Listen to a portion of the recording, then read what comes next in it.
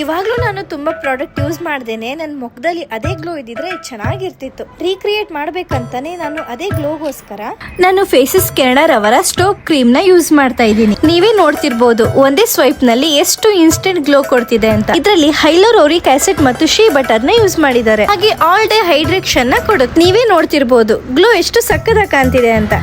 Next ನಾನು phases Canada ಅವರ coffee wow lipstick ನ ಯೂಸ್ ಮಾಡ್ತಾ ಇದ್ದೀನಿ. ಒಂದೇ ಸ್ವೈಪ್ ಅಪ್ಲಿಕೇಶನ್ ಅಂತಾನೆ ಹೇಳ್ಬೋದು.